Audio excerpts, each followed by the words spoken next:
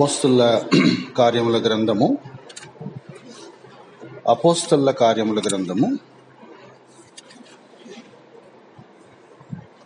ఒక ప్రయోగం చేయబోతున్నాము. 28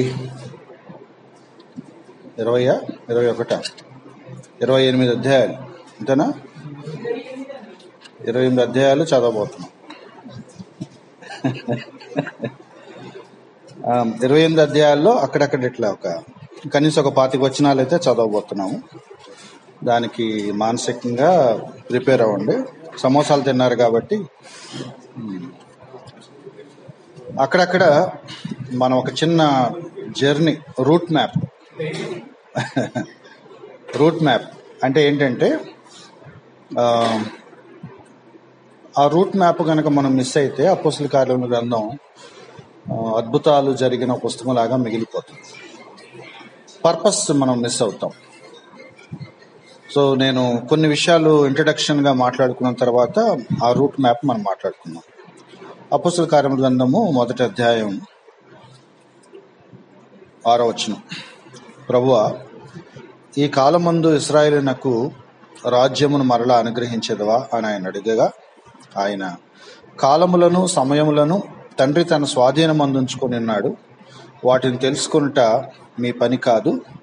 అయినను పరిశుద్ధాత్మ మీ మీదకి వచ్చినప్పుడు మీరు శక్తి నొందెదరు గనుక మీరు యెరూషలేములోను యూదయ సమరయ దేశములంతటా బోధిగంతముల వరకు నాకు సాక్షులయుందురని వారితో చెప్పాను.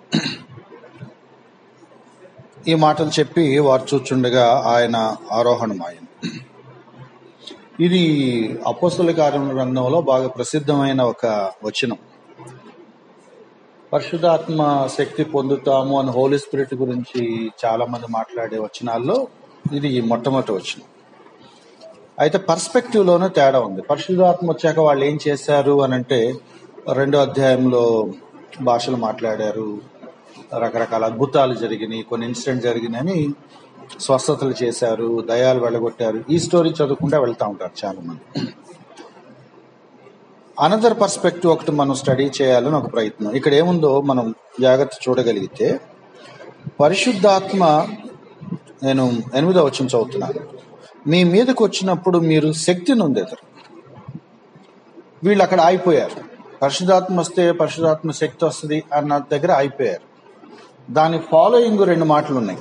ఒకటి, ఎప్పుడైతే పరిశుద్ధాత్మ శక్తి పొందుతామో, ఒకటి యెరూషలేములోను యూదయ సమరయ దేశముల యందంతటను బోధిగంతముల వరకు నాకు సాక్షులయ్యింది. ఒకటి ప్లేస్, యెరూషలేములో స్టార్ట్ అవుతారు, పక్కనే ఉన్న సమరయ యూదయ ప్రాంతాలకు స్ప్రెడ్ అవుతారు, ఆ తర్వాత మళ్ళీ కొన్ని పక్కన ఉన్న ప్లేసెస్కి స్ప్రెడ్ అవుతారు. అలా బూదిగంతాల వరకు వెళ్ళాలి. 2, ఈ స్ప్రెడ్ అవటం దేనికోసం అంటే సాక్షులుగా ఉండటం కోసం. సువార్తను ప్రకటిస్తూ దేవుడికి సాక్షులుగా ఒక్కొక్క ఊరు స్ప్రెడ్ అవటం కోసం. సో ఈ వచనంలోనే 2 ఫ్యాక్టర్స్ ఉన్నాయి. పరిశుద్ధాత్మ శక్తి ఎప్పుడైతే మన మీదకి వస్తుందో, మనకు అనుగ్రహించబడతాడో, మనం అప్పుడు ఒక్కొక్క ప్లేస్ దాటుకుంటూ ముందుకు వెళ్తూ ఉంటాము. ఒక్కొక్క ప్లేస్లో దేవుడికి సాక్షులుగా బ్రతుకుతూ ఉంటాం. ఈ ప్లేసెస్ మారుకుంటా స్ప్రెడ్ అవటం, రీచ్ పెరగటం, వ్యాపించటం అంటాం. ఆ వ్యాపించటం పక్కన పెట్టేశారు. సాక్షులుగా ఉండటం అనే విషయం పక్కన పెట్టేశారు. పరిశుద్ధాత్మ శక్తి పొందుకుంటే ఏదో విచిత్రంగా బిహేవ్ చేస్తారు అనే ఒక పాయింట్ దగ్గర ఉండిపోయారు. పవర్ వచ్చింది అని చెప్పుకుంటా ఒక ఎక్స్పీరియన్స్గా దాన్ని వాళ్ళు తీసుకుంటారు. కానీ ఈ వచనం చెప్తున్న మాట ఏంటంటే, వాళ్ళు ఒక చోట ఉండకుండా దే విల్ మూవ్ ఆన్. యెరూషలేము నుంచి డిఫరెంట్ ప్లేసెస్కి కదులుతారు. బూదిగంతాల వరకు వాళ్ళు వెళ్తారు. బూదిగంతాల వరకు ఒక్కొక్క ప్లేస్ కదులుతా వెళ్ళటానికి వాళ్ళకి ఎవరు హెల్ప్ చేయాలి అంటే హోలీ స్పిరిట్ పవర్తోనే చేయగలుగుతారు. అలా వెళ్ళిన ప్రతి ప్లేస్లోనూ వాళ్ళు విట్నెస్గా, సాక్షులుగా ఉంటారు. ఇది యేసుక్రీస్తు వారు చెప్పిన మాట, ఎవరో చెప్పిన మాట కూడా కాదు. యేసుక్రీస్తు వారు ఆరోహణం అయ్యేటప్పుడు యుగ సమాప్తి గురించి వాళ్ళు అడిగినప్పుడు యేసుక్రీస్తు వారు చెప్పిన మాట, కాలాలతో మనకి పని లేదు, దేవుడు దాన్ని రివీల్ చేయలేదు, అది ఎంత టైం అవుతుందో మనకు తెలియదు, మళ్ళీ యేసుక్రీస్తు వారు తిరిగి వచ్చేలోపు దేవుడు రాజ్యం ఎస్టాబ్లిష్ చేయబడే లోపు ఈ ప్రొసీజర్ అయితే జరగాలి. సో నేను ఒకసారి ఎప్పుడో దీని మీద వర్కౌట్ చేశాను.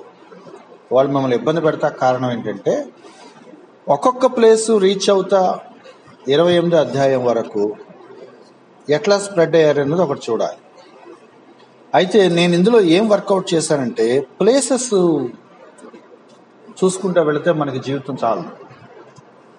ఆల్మోస్ట్ 60 to 70 ప్లేసెస్ ఉన్నాయి మనం కనుక స్టడీ చేయాలి. కానీ 70+ 70 పైగా స్థలాలు ఉన్నాయి. ఒక్కొక్క ఊరు ప్రస్తావన ఉంది. నిజంగా వాటి హిస్టరీ కనుక మనం ఎత్తుక్కొని అక్కడ గాస్పుల్ ఎలా వచ్చిందో అదో పెద్ద పిహెచ్డి చేయొచ్చు.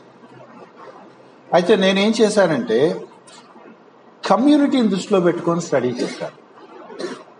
అంటే what kind of people have they reach. ఒక ఆయన ఏమన్నాడంటే, బ్రిటిష్ వాళ్ళు ఇండియా వచ్చి ఈ డౌన్ ట్రాడన్ బ్యాక్వర్డ్ పీపుల్ దగ్గరికి వెళ్ళి తప్పు చేశారు. తప్పు చేయలేదు, ఆయన అన్నమాట అనమాట, తప్పు చేశారు. హయ్యర్ క్యాస్ట్ వాళ్ళ దగ్గరికి వెళ్ళుంటే ఈ పాటికి సువార్త మొత్తం ఇండియా వ్యాపించి ఉండేది. వాళ్ళకి తెలియదు అది హిస్టరీ. అసలు ఫస్ట్ వెళ్ళిందే వాళ్ళ దగ్గరికి.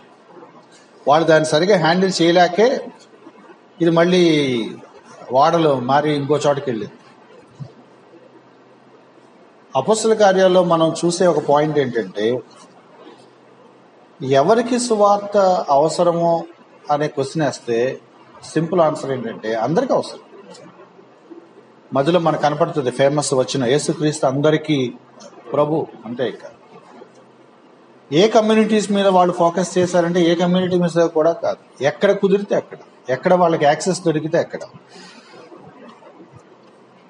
అందుకని మనం ఏం చేస్తున్నామంటే, ఒక చిన్న ట్రిప్ లాగా మనం ట్రై చేస్తున్నాము. కొంచెం అది మనం చూడగలిగితే 2వ అధ్యాయంలో మనకు కనపడుతుంది. 2వ అధ్యాయం 10-11 వచనాల్లో మనకు అది కనపడుతుంది. ఎప్పుడైతే దేవుడు వాళ్ళతో ఆ మాట చెప్పాడు యేసుక్రీస్తు వారు, వీళ్ళు వెళ్ళి యెరూషలేములో వెయిట్ చేసి యెరూషలేములో మేడగదిలో ప్రేయర్ చేయటం స్టార్ట్ చేశారు. 2వ అధ్యాయం నుంచి ఆ స్టోరీ స్టార్ట్ అయిందనమాట. 2వ అధ్యాయం 10-11. ఈ వర్డ్స్ కొంచెం మనకి పరిచయం లేని పదాలు, కానీ కురేనే దగ్గర లిబియా ప్రాంతాలలో కాపురం ఉన్నవాళ్ళు, రోమా నుండి వచ్చిన వాళ్ళు, యూదులు, యోధా మత ప్రవిష్టులు, క్రేతీయులు, అరబ్బీలు మొదలైన మన అందరం ఉన్నారు ఇక్కడ. 9వ వచనం, పార్తీయులు, మాదీయులు, ఏలామీలు, మెసపటోమియా, యోదయ, కప్పదొకియా, పొంతు, ఆసియా, ఫ్రిగియా, పంపోలియా, ఐగుప్తు అనే దేశంలో వాళ్ళు. విచిత్రం ఏంటంటే 2వ అధ్యాయానికే పెద్ద పిక్చర్ మారిపోయింది. పెంటెకోస్ట్ మనం టంగ్స్ గురించే మాట్లాడతారు. వాళ్ళు ఆ భాషల్లో మాట్లాడి, ఎవరి భాషల్లో వాళ్ళకి అర్థమయ్యేలాగా మాట్లాడి, ఆల్మోస్ట్ ఎంటైర్ వరల్డ్కి అది ఆ రోజే ఇట్లా స్ప్రెడ్ అయిపోయింది. నెట్లో నేను ఒక పిక్చర్ చూశాను. ఈ ఊళ్ళన్నిటినీ యెరూషలేము నుంచి ఇలా గీత గీసుకుంటూ వెళ్ళాడు ఒకతను. యెరూషలేము సెంటర్గా పెట్టి పంపోలియా, ఫ్రూగియా, ఐగుప్తు, యోదయ, రోమా, ఆసియా ఇలా పెట్టుకుంటూ వెళ్ళాడు అన్నమాట. అది కనుక ఇలా చూస్తే ఒక్క క్షణం ఏమనిపిస్తుంది అంటే, వెళ్ళిపోయింది ప్రపంచం అంతా అని అనిపిస్తుంది. నిజంగానే వెళ్ళిపోయినట్టు. జనరల్ అసెస్మెంట్, బైబిల్ పండితులు చేసే అసెస్మెంట్ ఏంటంటే, దాదాపు 120 మంది మేడగదిలో ఉన్నారు. 120 మంది కూడా భాషల్లో మాట్లాడి ఉంటారు. ఆబ్వియస్ గా 120 భాషలు మాట్లాడి ఉంటారు అని. ఆ 120 భాషలు 120 మంది ప్రాంతాల నుంచి వచ్చిన వాళ్ళకి ఎవడెవరికి అర్థమై ఉంటుంది. ఇవి పాపులర్ నోటెడ్ ప్లేసెస్ అన్నమాట. దీని ఇంపాక్ట్ ఏంటి అంటే, ఎప్పుడో ఒక 10 చాప్టర్స్ తర్వాత 20 చాప్టర్స్ తర్వాత పౌలు గారు వేరే ఒక ఊరు వెళ్తే అక్కడ కొంతమంది ఆల్రెడీ సువార్త తెలిసిన వాళ్ళు ఉంటారు. 2 ఇన్ఫ్లుయెన్స్లు, ఒకటి బాప్తిస్మిచ్చే యోహాను ఆ ఫ్యూ ఇయర్స్ లో ఎంత వర్క్ చేశారంటే బాప్టిజమిస్ట్ యోహాను. మీకు సువార్త తెలుసా అంటే, బ్యాప్టిజం జాన్ ద బ్యాప్టిస్ట్ చెప్పిన సంగతులు మాకు గుర్తున్నాయి, మెస్సయ్య వస్తాడని చెప్పారు, వీఆర్ వెయిటింగ్ అని అన్నారు. అపోస్తులు ఏమన్నారు, ఇంకేమన్నా మాకు చాలా ఈజీ, వచ్చేసాడు, మిగిలిన స్టోరీ మేము చెప్తామని మీద సువార్త చెప్పాడు. మార్గం సరళం చేశాడు జాన్, మామూలుగా చేయలే. ఎక్కడికి వెళ్ళినా సరే అక్కడ బాప్తిస్మ యోహాను శిష్యులు ఉన్నారట. మరి ఎంత మినిస్ట్రీ చేశాడు. ఇది సెకండ్ ఇన్ఫ్లుయెన్స్, పెంటెకోస్ట్ ఇన్ఫ్లుయెన్స్. ప్రపంచమంతా వెళ్ళండి అంటానికి ముందు లాంచింగ్ ప్యాడ్ దేవుడు ఒకటి తయారు చేశాడు. కిక్ స్టార్ట్ అంటామే, పెద్ద రేంజ్లోనే ఒక ఈవెంట్, గ్రాండ్ ఈవెంట్ ఒకటి జరిగి హోలీ స్పిరిట్ అలా దిగొచ్చాక ప్రపంచ జాతులకు సంబంధించిన భాషలు మాట్లాడే వాళ్ళందరినీ, బిజినెస్ పర్ మీద వచ్చారో దేని మీద వచ్చారో, ఆ అకేషన్ ఇక్కడ గ్యాదర్ అవ్వటం, వాళ్ళందరి వాళ్ళ భాషల్లో వాళ్ళు సువార్త వినటం, వాళ్ళు నమ్మారా నమ్మలేదా, దాని ఇన్ఫ్లుయెన్స్ ఏంటి అనేది ఇక తర్వాత మనకు అర్థమవుతుంది. సో సెకండ్ చాప్టర్లోనే యెరూషలేము నుంచి మెల్లగా ఒక గ్రాండ్ పబ్లిసిటీ లాగా స్వార్థ అయితే వెళ్ళిపోయింది. ఎందుకు దేవుడు ఇలా చేశాడంటే, ఇట్స్ ఏ గ్రేట్ ఈవెంట్. మేము యెరూషలేం వెళ్ళాము, ఒక ఇన్సిడెంట్ జరిగింది. నేను విజయవాడ నుంచి వెళ్ళాను, ప్రసాదపాడు నుంచి వెళ్ళాను. ఎవడో ఒకటి తెలుగులో మాట్లాడుతున్నాడు, నాకు అర్థమవుతుంది, తెలుగు వచ్చిన వాళ్ళు ఎవరున్నారు, అది వాళ్ళకి ఆశ్చర్యం అన్నమాట. వాళ్ళందరూ యూదులు కదా, అరామిక్ భాష మాట్లాడతారు కదా, వాళ్ళు తెలుగులో మాట్లాడటం. I understood some things about God. So ఇలా గనక మనం స్టడీ చేస్తూ ఉంటే మనకి ఇంట్రెస్టింగ్ విషయాలు ఉంటాయి అన్నమాట. అందుకే 14 వచనం అన్నాడు, పేతురు నిలబడి అన్నా అంట, యోదయ మనుషులారా, యెరూషలేములో కాపురం ఉన్న సమస్త జనులారా. ప్లేసెస్ ఇంపార్టెంట్, ఎందుకంటే యేసుక్రీస్తు వారు హింట్స్ ఇచ్చాడు, ఒక్కొక్క ఊరు స్ప్రెడ్ అవుతా వెళ్తారు, అలా బూదిగంతాల వరకు మీరు వెళ్ళాలి. యెరూషలేములో మీరు ఇక ఉండటానికి వీల్లేదు. ఇప్పుడు దాకా యెరూషలేములో వెయిట్ చేశారు, ఇక్కడ నుంచి మెల్లగా మీరు ఒక్కొక్క ప్లేస్ కదలాలి. So that's how they started. 3వ అధ్యాయానికి వచ్చేటప్పటికి 2వ వచనం, పుట్టినది మొదలుకొని కుంటివాడైన ఒక మనుష్యుడు మోసుకొని పోబడుచుండెను. ఎంత విచిత్రమైన వచనం చూడండి. వాడు బై బర్త్ కుంటివాడు, వాడిని ఎవరో క్యారీ చేయాలి, వాడంతా వాడు వెళ్ళలేడు. ఏంటి వీడి జీవనోపాధి అంటే, వాడు భిక్షం అడుక్కోవాలి. కింద వచనంలో ఉంది, కింద లైన్లో ఉంది, దేవాలయంలో అడుక్కుంటాడు. అంటే ఏంటంటే వాళ్ళ ఫ్యామిలీ మెంబర్స్ ఎవరో వాడి ఫిజికల్ ఇనబిలిటీని ఇక సర్వైవల్కి పెట్టుకున్నారు. ఇక తప్పదు, ఇక వాడిని రోజు మోసుకొని వెళ్ళి టెంపుల్ దగ్గర పెడతారు, వాడు అడుక్కుంటా ఉంటాడు, అయిపోయాక మళ్ళీ తీసుకొచ్చి ఇంటికాడ పడేస్తారు. పేతురు గారు పెంతెకోస్తు దినాన ప్రసంగం చేసిన తర్వాత 3,000 మంది సూపర్ న్యాచురల్ గా ఒకేసారి రక్షించబడి బాప్తిసం తీసుకునే గ్రేట్ ఈవెంట్ తర్వాత ఇట్లాంటి ఇన్సిడెంట్ మనం బైబిల్లో చూస్తామని ఎక్స్పెక్ట్ చేయం. పేతురు గారు కూడా రోడ్డు మీద నడుచుకుంటూ వెళ్తాడని అనుకోం, మనమైతే వెంటనే కారు కొనేస్తాం. 3,000 మంది ఏంటనుకుంటున్నాం అసలు, ఒక్కరోజు. అంత పెద్ద మినిస్ట్రీ చేసిన వ్యక్తి, he was talking to a lame person. Gospel యెరూషలేం తర్వాత నేను పీపుల్ని చూపిస్తున్నాను, మనం ప్లేసెస్ మర్చిపోదాము. 3వ అధ్యాయంలో కుంటివాడి దగ్గరికి వెళ్ళింది సువార్త. God is God of all, saviour of all. సువార్త ఉద్యోగాలు చేసుకునే వాళ్ళకి, హౌస్ వైఫ్స్కి, బ్యాక్వర్డ్ క్యాస్ట్ వాళ్ళకి, మా చర్చెస్లో కొన్ని స్టీరియోటైప్ మైండ్ సెట్స్ ఉన్నాయి, వాళ్ళే వేరే వాళ్ళు కనపడరు. We don't find physically handicapped people in our churches. Physically handicapped beggars. We don't find beggars in our church. Rare సాక్ష్యాలు అసలు నాకు వినాలని కోరిక. నేను ఇదివరకు అడుక్కునేవాడిని, దేవుడు నన్ను రక్షించాడు, ఇప్పుడు నేను మానేసి పని చేసుకుంటున్నాను దేవుడు అని ఒక్క స్టోరీ అయినా వినపడుతుందేమో చూస్తాను. ఒకసారి ఫేస్బుక్లో కూడా డిస్కషన్ పెట్టాను. బెగ్గర్స్ మన చర్చిలోకి రారు, మన చర్చి గేట్ దగ్గర కూర్చుంటారు. అదే ట్రాజడీ. ఒక గేట్ అవతల వాళ్ళకి గాస్పెల్ వినపడుతుంది, బట్ ఉపయోగం లేదు. యెరూషలేములో ఉన్న బ్యూటిఫుల్ రివైవల్ ఏంటంటే, ఇంత పెద్ద ఈవెంట్ జరిగాక they started reaching common people. వాళ్ళు చూడగానే అతనితో మాట్లాడారు, స్వస్థపరిచారు, అతను స్వస్థపరచబడ్డాడు. ఇక అదొక పెద్ద సెన్సేషన్ అయిపోయింది. మళ్ళీ మనం మర్చిపోతారేమో అని చెప్పి నేను ముందుగా నోట్ చేసుకున్నాను. 14వ అధ్యాయం 8వ వచనం. అంటే సేమ్ కేటగిరీలో వేయటం కోసం నేను అట్లా నోట్ చేసుకోవాల్సి వచ్చింది. ఎవరైనా చదువుతారా? 14వ అధ్యాయం 8వ వచనం.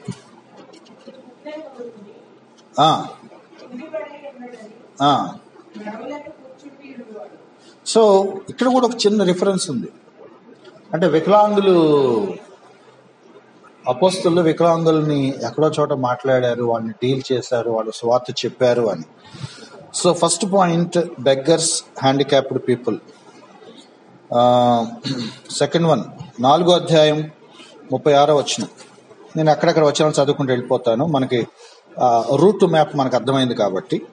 4వ అధ్యాయం 36వ వచనం.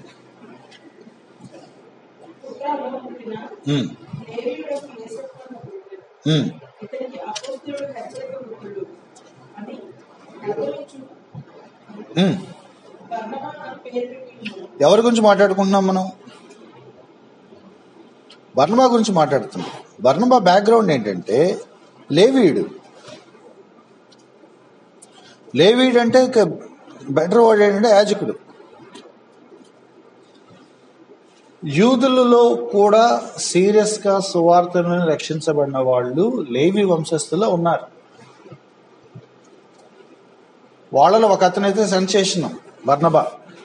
లేవి బ్యాక్గ్రౌండ్ నుంచి రావటమే కాదు, అసలు ఎవడు ఊహించినంత రాడికల్ గా ఆస్తులు తీసుకొచ్చేసి అపోస్తుల దగ్గర పెట్టేసి, అన్న మీరేం చేస్తారో చేయండి, మొత్తం మీ కాళ్ళ దగ్గర పెట్టాను అన్నాడు. ఆయన చూసి ఇక ఊరు కదిలింది. ఇక అదొక వాతావరణం కదా, అందరూ తమకున్నదంతా తీసుకొచ్చి అపోస్తుల పాదంలో పెట్టింది. వాళ్ళు ఎవడు ఏక మనసు కలిగి ఏమని కొదువు లేకుండా ఉండరు. వీళ్ళందరికీ ఈయన ఒక ట్రెండ్ సెట్టింగ్ అనమాట. శేఖర్ మరి ఏం చేస్తాడో తెలియదు, నాకు డౌటే. 5వ అధ్యాయం 16వ వచనం. 5వ అధ్యాయం 16వ వచనం.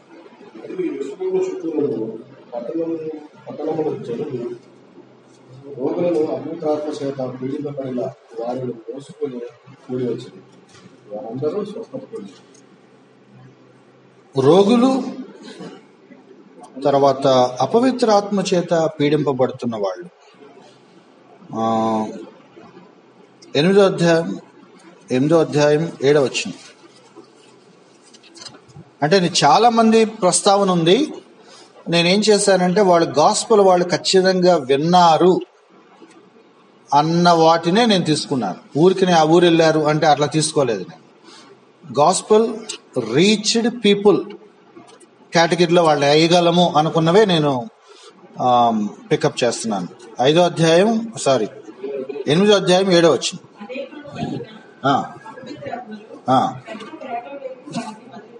సో ఇందాక మనం చదువుకుంది 5వ అధ్యాయంలోదే రోగులు, అపవిత్రాత్మ చేత పీడింపబడిన వాళ్ళు. 8వ అధ్యాయం 11వ వచనం. 8వ అధ్యాయం 11వ.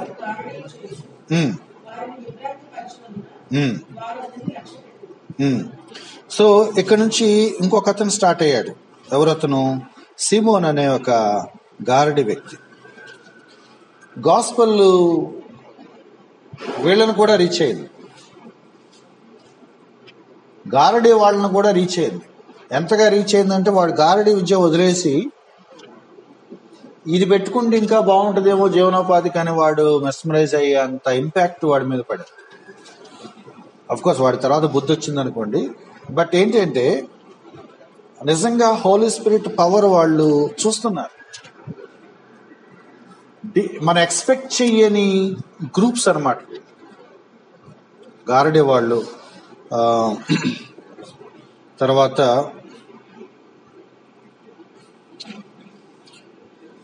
8వ అధ్యాయం 27వ వచనం.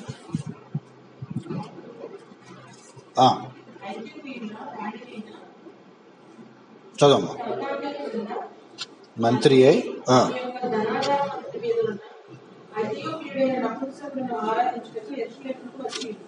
3 వర్డ్స్ ఉన్నాయి. అతను ఎవరు? నపుంసకుడు. నపుంసకులు కూడా సువార్త ఉంది. నపుంసకులు రక్షించబడాలా వద్దా? ఏ బాధ ఉన్నారా? స్త్రీ పురుషులు మాత్రమే సువార్త వినాలని? అసలు నువ్వేంటో అటు ఇటు కాకుండా ఉన్నావు, నువ్వు నీకు దేవుడు నిన్ను చేయలేదు అనేవాడు ఉన్నారు. నపుంసకత్వం ఇట్స్ కాన్సిక్వెన్సెస్ ఆఫ్ సిన్. పాపం వల్ల వచ్చిన విపరీత పర్యవసానాల్లో కరప్ట్ అయిపోయిన దానికి ఒక సైన్ అన్నమాట. మరి వాళ్ళకి హోప్ ఎవరు? వాళ్ళకి సేవియర్ ఎవరు? 8వ అధ్యాయం డెలిబరేట్గా చెప్తుంది. 8వ అధ్యాయం నాకు ఇంట్రెస్టింగ్ అనిపిస్తుంది. 8వ అధ్యాయం ఇప్పుడు మనం ముగ్గురిని చూసాం. అపవిత్రాత్మ చేత పీడింపబడుతున్న వాళ్ళు, అపవిత్రాత్మలను పట్టుకొని మేనేజ్ చేసేవాళ్ళు, నపుంసకులు. నపుంసకులు అసలు మన చర్చెస్కి రానివ్వరు. అది కరెక్ట్ మాట. రానివ్వం. వస్తే సంఘం పాడైపోతుంది. అవును, నేను ఏలూరు దగ్గర ఒక స్టోరీ విన్నాను, తర్వాత నర్సాపూర్ దగ్గర ఎక్కడో స్టోరీ. నవీన్ చేస్తున్నారు వాళ్ళు. అయితే అంటే వాళ్ళ మినిస్ట్రీని మెచ్చుకోవాలి, అప్రిషియేట్ చేయాలి. కానీ వాళ్ళ వరకే ఒక కమ్యూనిటీ లాగా మళ్ళీ గ్యాదర్ అవ్వాల్సి వస్తుంది. అంటే we are not in a condition to mingle with them. ఎందుకంటే మన భయాలు మనకున్నాయి. మేబీ దేవుడు ముందు అవేర్నెస్ పెంచాలి, వాళ్ళకి మనతో తిరగలిగే యాక్సెస్ రావాలి, మనం వాళ్ళని నార్మల్ పీపుల్ లా చూసే అంత మైండ్ రావాలి. మరి ఎప్పటికి వస్తుందో అది. 9వ అధ్యాయం 2వ వచనం. మర్చిపోయాను. నపుంసకుడు. 2, అతను మంత్రి. అతను పొజిషన్ చూడండి, మంత్రి. 3, హీఈస్ ఫ్రమ్ ఇథియోపియా. ఒక వ్యక్తిని రక్షించుకోవడం ద్వారా 3-fold ఇంపాక్ట్ అనమాట. అతని కమ్యూనిటీస్ అందరికీ ఆ గాస్పెల్ వెళ్తుంది, నపుంసకులుగా ఉన్న వాళ్ళందరూ. పొలిటికల్ హై ప్లేసెస్లో ఉన్న వాళ్ళు మంత్రి. అండ్ ఆఫ్రికాకి సువార్త పట్టుకెళ్ళిపోయాడు. ఇథియోపియాకి వెళ్తే రథం మీద సువార్త తీసుకెళ్ళిపోయాడు యాజ్ ఎ కన్వర్టెడ్ మ్యాన్. చిన్న చిన్న ఇన్సిడెంట్సే వాటి ఇంపాక్ట్ బౌండరీస్ దాటిపోతుంది అనమాట. 9వ అధ్యాయం 2వ వచనం.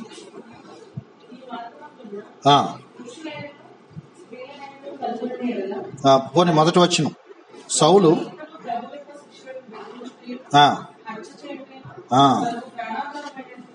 ఏమని పేరు పెట్టచ్చు? సౌలు సంగతే.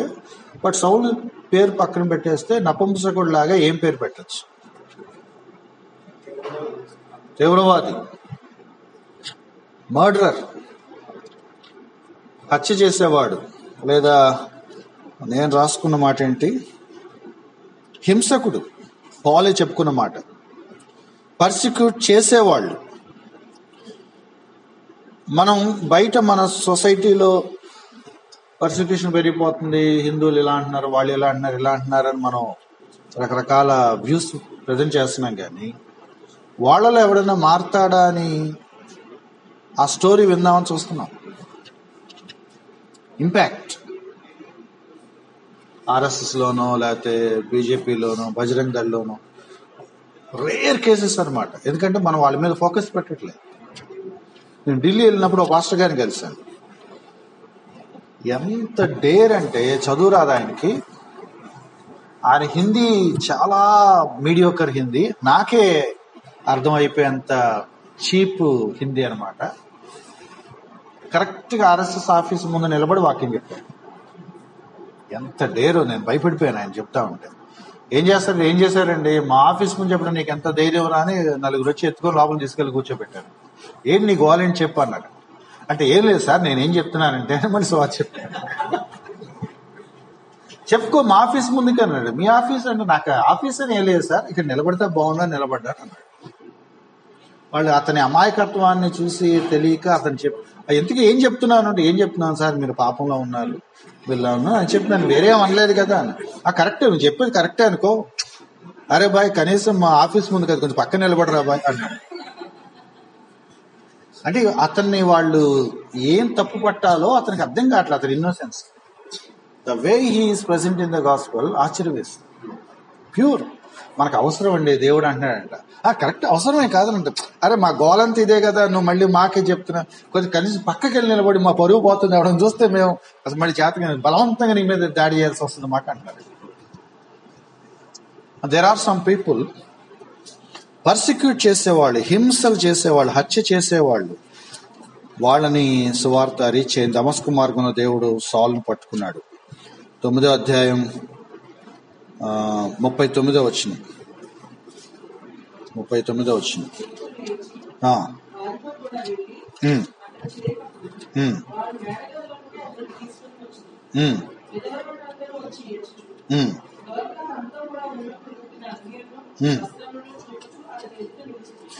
గాస్పెల్ ఎవరిని రీచ్ అయింది?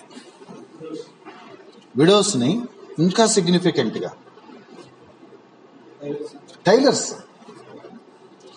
క్లియర్ గా ఉన్నమాట, కుట్టు పని. తర్వాత 9వ అధ్యాయం 43వ వచనం.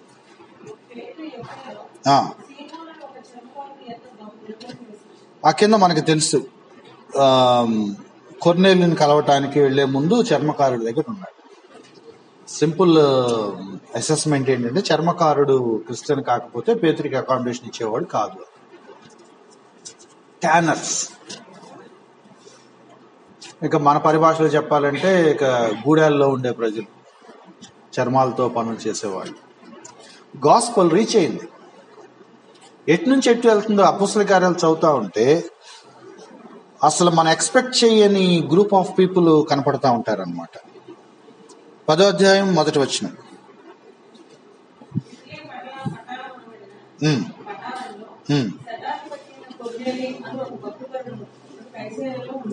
ఇతను ఇటలీ పటాలం అని పేరేంటంటే, అది ఇటలీ కంట్రోల్లో ఉన్న ఒక ఏరియా. అది ఇటలీ కాదు, అది ఆ ప్రావిన్స్, వీళ్ళకి దగ్గరలో ఉన్న ప్లేసే, but under the control of Italy. కైసరే అంటారు దాన్ని. అక్కడ భక్తిపరుడు, మంచోడు, religious person, but not a believer. అలాగని జూవిష్ బ్యాక్గ్రౌండా? కాదు, వేరే కల్చర్ ఏదో ఉంది. శతాధిపతి, సెంచూరియన్ అంటే రోమన్ అడ్మినిస్ట్రేషన్లో రకరకాల పోస్టులు ఉండేవి. ఈయన సెంచూరియన్ అంటే ఈయన కింద 100 మంది ఉంటారు. ఈ 100 మంది మీద ఈయన అధిపతి. చతుర్థాధిపతి అని ఒక ఆయన ఉంటాడు. అంటే రాజుగారి తర్వాత 4 ఇంపార్టెంట్ లీడర్స్ ఉంటారు. ఈ 4 చక్రం తిప్పుతూ ఉంటారు దేశం మొత్తాన్ని. ఆ 4లో కొంతమంది ఒకళ్ళు అనమాట చతుర్థాధిపతి. ఈయన శతాధిపతి. సో ఈయన కూడా హై పొజిషన్లో ఉన్న ఒక అడ్మినిస్ట్రేషన్లో ఉన్న వాళ్ళనే పట్టుకున్నారు. ఇక్కడ నుంచి మనం ఏం మాట్లాడుకుంటున్నామంటే, how the gospel is crossing Jerusalem. అన్యులకి కమ్యూనిటీస్ మారిపోయారు. ఇప్పుడు మనం మాట్లాడుకున్న కమ్యూనిటీస్ ఎంతో కొంత జూవిష్ నాలెడ్జ్ ఉన్నవాళ్ళు. నపుంసకుడు ఆఫ్రికా నుంచి వచ్చినా కూడా, యూదుడు కాకపోయినా కూడా ఎక్కడో జూవిష్ నాలెడ్జ్ ఉంది, జూడాయిజం ఇన్ఫ్లుయెన్స్ ఉంది. అందుకని రథంలో వస్తా యెషయా చదువుకుంటా వచ్చాడు. బట్ ఇక్కడ ఒక కంప్లీట్ న్యూ స్టోరీ కనపడుతుంది. వీళ్ళు అచ్చంగా అన్యులు, వాళ్ళ దగ్గరికి వెళ్ళాలా వద్దా అని పౌలు గారు హెసిటేట్ చేసే ఒక ఐడెంటిటీ ఉన్న పీపుల్ అని. కొర్నేలి దగ్గరికి మనమే వెళ్తాము అని ఆయన భయపడిన సందర్భం అన్నమాట. సో 10th చాప్టర్ ఒక బ్రిడ్జ్ లాంటిది, అన్యుల దగ్గరికి మెల్లగా స్ప్రెడ్ అయింది. తర్వాత 13వ అధ్యాయం 1వ వచనం.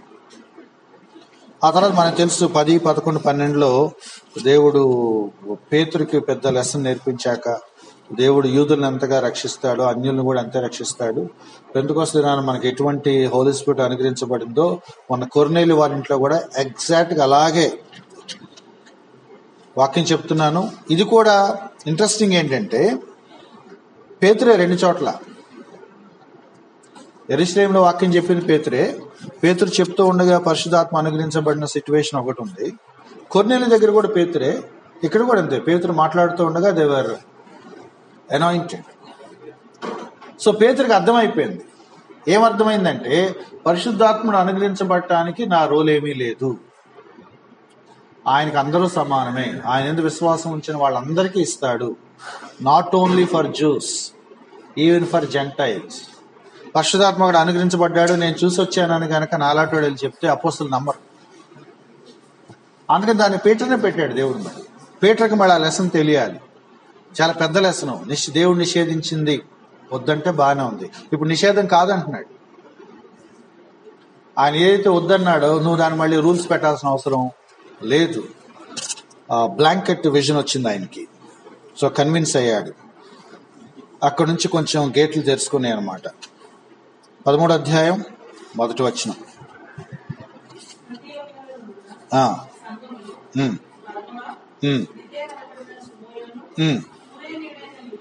ఇక్కడ మనం ఏం చూస్తున్నామంటే అంతియోకియ రివైవల్ వచ్చిన తర్వాత 11వ అధ్యాయంలో మనం చూస్తాం.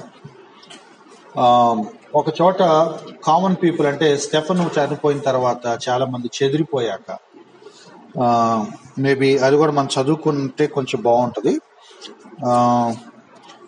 11వ అధ్యాయంలో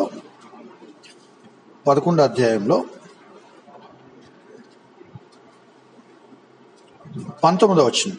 స్టెఫన్ చనిపోయాక చెదిరిపోయారు. ఫెనీకే, కుప్రా, అంతియోక వరకు స్ప్రెడ్ అయ్యారు. కుప్రాలో కొంతమంది కురేనీలు అంటే సైరీన్స్ అంటే ఆఫ్రికన్స్ అని అనుకోవచ్చు, నల్లవాళ్ళు. కుప్రాలో కొంతమంది కురేనీడైన సీమోను గుర్తున్నాడా?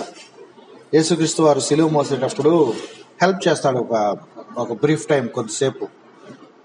కురేనీయులు అంటే ఆఫ్రికన్స్ అన్నమాట. ఎందుకో ఆ ప్లేస్లో కొంతమంది వీళ్ళలాగా చెదిరిపోయి ఇచ్చిన వాళ్ళలో ఆఫ్రికన్స్ కూడా కొంతమంది ఉన్నారు. అట్లా వాళ్ళు సువార్తను విన్నారు. అలాగే దాని కింద అంత్యోకియాకి వస్తే గ్రీసు దేశం నుంచి వచ్చిన వాళ్ళు ఉన్నారు. వాళ్ళు సువార్తను యాక్సెప్ట్ చేశారు. సో ఏమైంది, యెరూషలేములోని సంఘం వారు అక్కడి నుంచి మెల్లగా బర్నబాను పంపారు. బర్నబా అంత్యోకియాకి వచ్చాడు. అంత్యోకియాలో రాకట ముందు పౌలుని కలిశాడు. పౌలు ఎక్కడున్నాడు? ఆ టైంలో తార్స్లో ఉన్నాడు. ఎక్కడుంది ఆ మాట? 25లో ఉంది. సో ఒక్కొక్క ప్లేస్లో ఒక సిగ్నిఫికెన్స్ మనం చూడొచ్చు. 27లో ఆ దినముల యందు ప్రవక్తలు యెరూషలేము నుండి అంత్యోకియాకి వచ్చారు. ఇంకా చాలా ఇన్సిడెంట్స్ ఉన్నాయి. ఇప్పుడు మనం అంత్యోకియా ఎప్పుడైతే ఒక రివైవల్ అయిందో, పాపులర్ పీపుల్ ఎవరూ లేరు, కామన్ పీపులే చెదిరిపోయి ఇక్కడికి వచ్చాం కదా సర్వైవల్ కోసం, మెల్లగా మన పని మనం చేసుకుంటా సువార్త సేవ చేద్దాం అనుకొని మెల్లగా సువార్త ప్రకటించారు. ఒక చర్చ్ స్టార్ట్ అయింది. ఎంత బాగా పేరు వచ్చిందంటే ప్రజలే వాళ్ళ క్రైస్తవులని పేరు పెట్టేశారు. జెంటైల్స్ నే అన్నారు. యెరూషలేము వాళ్ళు ఆ పేరు తెచ్చుకోలే.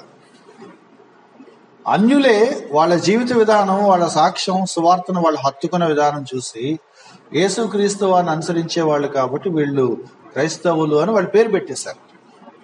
ఆ ఫీడ్బ్యాక్ ఎక్కడ దాకా వెళ్ళిందంటే అంత్యోకియాలో సూపర్ మినిస్ట్రీ జరుగుతుంది, చర్చ్ అంటే అట్లా ఉండాలి అని వాళ్ళు అనుకుంటే అదేంటో చూడమని బర్నబాను పంపించారు. బాబు అసలు ఎలా స్టార్ట్ అయింది, ఎవడు చేశాడో తెలియదు, ఎవరు స్టార్ట్ చేశారో పేరు కూడా లేదు.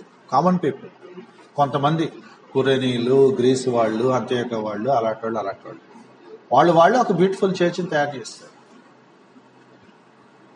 అందుకని అపోస్తలు వెళ్ళి ఏంటంటే దాన్ని ఒక్కసారి చూసి ఏమన్నా కొంచెం మనం ఏమన్నా సరి చేయగలిగితే సరి చేద్దాం, వాళ్ళు ఎంకరేజ్ చేద్దాం, కృపలో వాళ్ళని ఎంకరేజ్ చేయడం కోసం బర్నబా వచ్చాడు. సో యాంతియోక్ స్టోరీ రన్ చేస్తున్నాడు అనమాట. యాంతియోక్ స్టోరీ ఎలా ఉందంటే 13 అధ్యాయం చెప్తున్నాడు. అంత్యోకులోని సంఘంలో బర్నబా వచ్చి దాన్ని కొంచెం చూడటం స్టార్ట్ చేశాక చిన్న చిన్న సెట్టింగ్స్ జరిగినాయి అనమాట. మీరు బాగా చేస్తున్నారు అండ్ మోర్ పకడ్బందీగా ఇలా ఉండాలి చర్చ్ అంటే అని వాళ్ళు నేర్పించడం స్టార్ట్ చేశాడు. అప్పుడు కొంతమంది పెద్దలు ఉన్నారు అక్కడ యాంతియోకులో. ఆ పెద్దల లిస్ట్ నేను చదవాలని మొదట వచ్చిన బర్నబా మనకు తెలుసు. నీగర్ అనబడిన సుమయోను. నీగర్ అంటే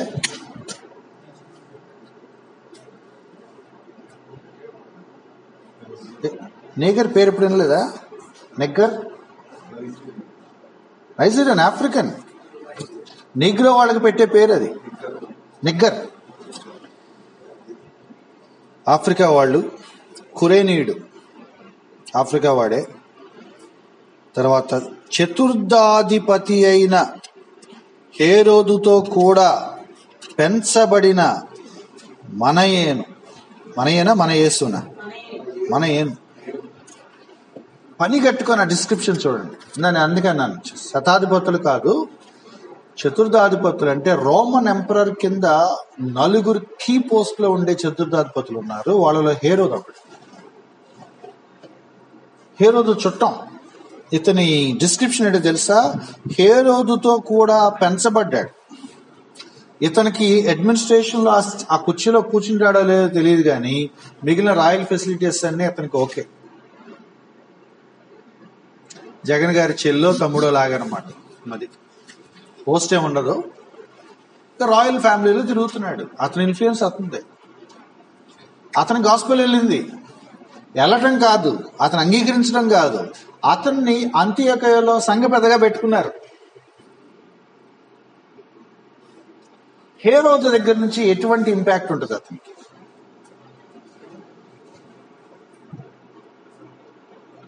ఏంట్రా నువ్వు, మనమేంటి, మన రేంజ్ ఏంటి, నువ్వు వెళ్ళి అక్కడ ఆ పాకలో కూర్చుంటాం ఏంటి, అక్కడ ప్రార్థన చేయటం ఏంటి? టెస్ట్ మన ఊరిని మనం ఆలోచించండి. హేరోదుకు సువార్త వినపడి ఉంటుందా? వినపడి ఉంటుంది. యాంతియోక్ ఇన్ఫ్లుయెన్స్ అనమాట. సౌలు అనే ఒక ప్రవక్త ఉన్నాడట. ఎటువంటి వాళ్ళు రీచ్ అవుతున్నామో మనం చూస్తున్నాం కదా. తర్వాత 13వ అధ్యాయం 7వ వచనం.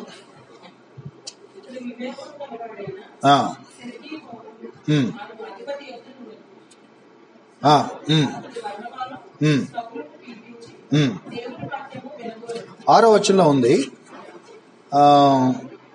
పాపు అని ఒక ఊరికి వచ్చారు. అక్కడ గారడీవాడు, అబద్ధ ప్రవక్త, బర్యేసు అని ఒక యూదుడు. చూడండి, ఆ డిస్క్రిప్షన్ చూడండి. మనం చాలాసార్లు మిస్ అవుతాం. వాడు చెడ్డవాడు. ఎవరు?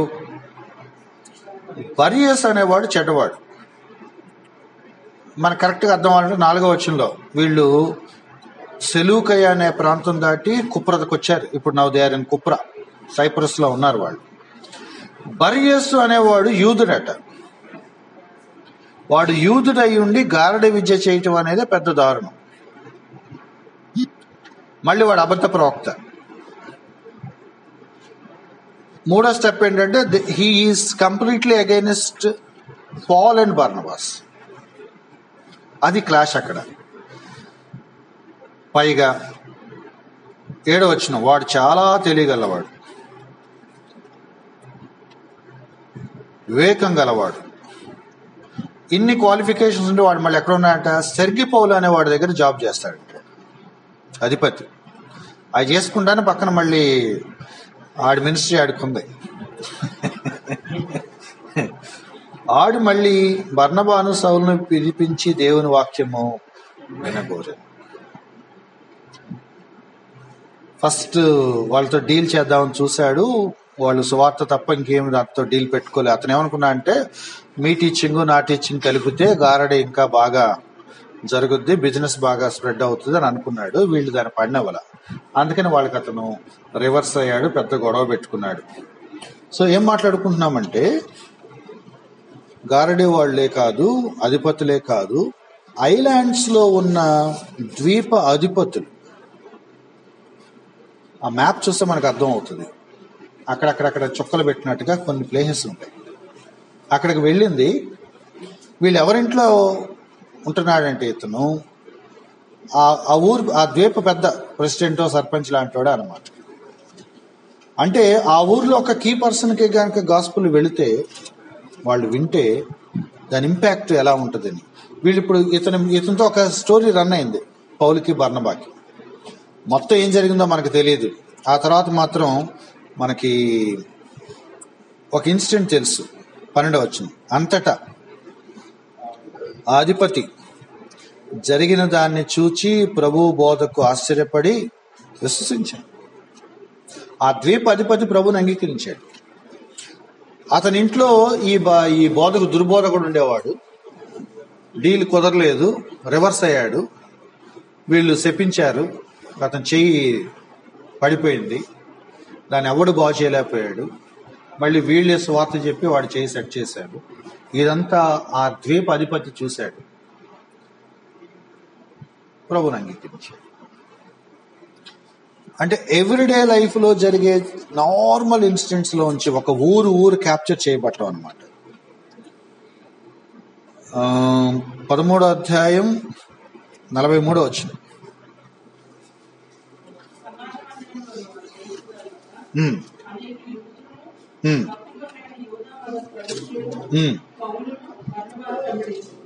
ఎవరెవరు? యూదులు, యోధా మత ప్రవిష్టులు, కామన్ పీపులే కాదు, జుడాయిజం రిలిజియన్ లో అత్యంత ఎమినెంట్ ఫిగర్స్ అని ఎవరైతే ఉంటారో యోధా మత ప్రవిష్టులు, వాళ్ళు కూడా పౌలుతో డిస్కషన్స్ పెట్టుకున్న తర్వాత వెంబడించినట్టు అర్థం ఏంటి? యాక్సెప్ట్ చేశారు, అంతే, యాక్సెప్ట్ చేశారు. 14వ అధ్యాయం 1వ వచనం.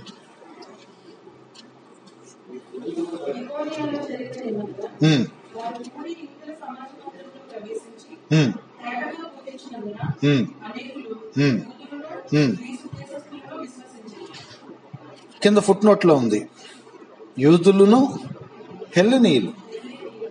అంటే 3 కమ్యూనిటీస్ ఒక రకంగా చెప్పాలంటే. యూదులు, గ్రీకులు. ఈ యూదులు గ్రీకులు వివాహాలు చేసుకొని ఇంకొక గ్రూప్ లాగా తయారయ్యారు, వాళ్ళని హెలెనిస్టులు అంటారు. సో ఆ ప్రాంతాల్లో 3 కల్చర్స్ ఉన్నాయి. ఈ 3 కల్చర్స్ని వీళ్ళు రీచ్ అయిపోతున్నారు. అందుకని పని కట్టుకొని హెల్లెని అని చెప్పాడంటే ప్యూర్ గ్రీకులను అనుకోవాల్సిన అవసరం లేదు అని, తిమోతి లాగా. 16వ అధ్యాయం 14 వచ్చింది.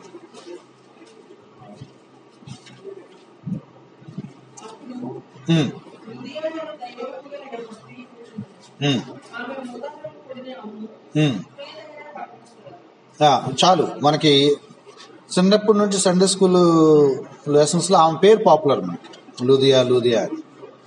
బట్ బేసిక్ థింగ్ ఏంటంటే ఒక చిన్న బడ్డీ కొట్టు వ్యాపారం లాంటి అమ్మాయి అన్నమాట. షాప్ కూడా కాదు, నదీ తీరంలో ఎక్కడుందన్నమాట. 13వ వచనం. నదీ తీరమున ఈమె కనపడిందంట ఆయనకి. ఆమె గారికి కాస్త దేవుడు అంటే ఎక్కడో భక్తి ఉంది, అందుకని అక్కడికి వచ్చి కూర్చుంది. నువ్వేంటమ్మా ఎక్కడున్నావు ఏంటమ్మా అంటే, వచ్చాను. ఏంటి సంగతి అంటే, ఇక చిన్న రంగు పళ్ళు అమ్ముకుంటానండి, చిన్న వ్యాపారం. రంగు పళ్ళు అమ్ముకుంటాం అంటే తెలుసుగా, ఇక అచ్చంగా మన కల్చర్లో చెప్పాలంటే రాఖీ హోలీ టైంలో అంతే, అంతమించి పెద్ద బిజినెస్ ఏం కాదు. కలర్ పౌడర్స్ అమ్ముతారు, అది కూడా ఎక్కువ కలర్స్ కూడా కాదు, ఒక కలరే. అక్కడ కల్చర్లో మరి దేనికి వాడేవాళ్ళు, అది ఊదా రంగు పొడిని అమ్మేది అనమాట, అద్దకాలకి. అంతే, ఒక చిన్న కామన్ బిజినెస్ పీపుల్ని గాస్పెల్ రీచ్ అయింది. తర్వాత 16:30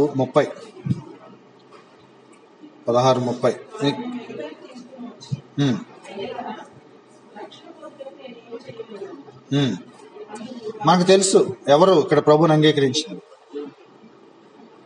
జైలర్, చెరసాల అధిపతి, తర్వాత 17వ అధ్యాయం 12వ వచనం. మధ్యలో ఒక చాలా ఉన్నాయి, నేను అవన్నీ స్కిప్ చేస్తున్నాను, మీరు చూస్తున్నారు కదా. ఎందుకు అంటే ఆ ఊరు వెళ్ళి అక్కడ ఇన్సిడెంట్ జరుగుతున్నాయి, కానీ వాళ్ళు అంటే గ్యారంటీగా ప్రభువుని అంగీకరించారు లేదా మనం చెప్పలేం. ఇప్పుడు దీని ముందు ఇన్సిడెంట్, పౌలు గారు విసిగిపోయి ఒక అమ్మాయిని, దయ్యం పట్టిన అమ్మాయిని విసిగిపోయి ప్రీటెడ్ గా అమ్మాయి ఇరిటేట్ చేస్తా ఉంటే అమ్మాయిని దయ్యం వెళ్ళగొట్టాడు. అక్కడ అదొక పెద్ద ఇష్యూ అది. అంటే ఆ తర్వాత అక్కడ వాళ్ళు నమ్ముకున్నారా లేదా మనకు తెలియదు, అది నమ్ముకున్నారా లేదా మనకు తెలియదు. సో ఏ వచనాలు అయితే ఖచ్చితంగా విశ్వసించారు అని మనకు అనిపిస్తుందో అవే మనం చూస్తున్నాం, అన్ని చోట్లేదు. సో అక్కడ దాకా వచ్చాము, 18 దాటాము,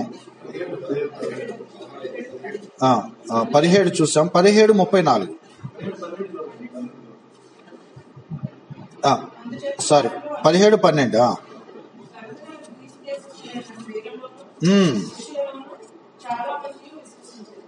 అది ఎవరున్నారు అక్కడ? ఎవరున్నారు? స్త్రీలు పురుషులు. మళ్ళీ వాళ్ళకు ఒక ట్యాగ్ ఉంది, ఘనత గల గ్రీసు దేశస్థులైన స్త్రీలు.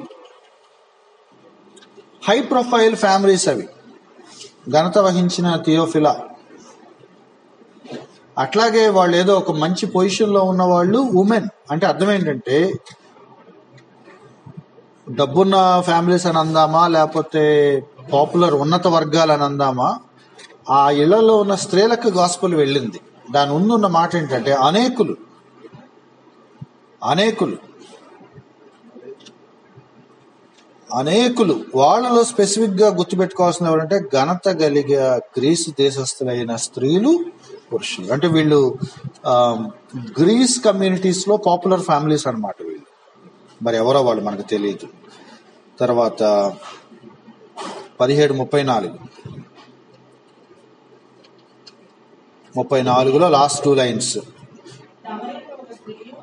17:34 అమ్మా.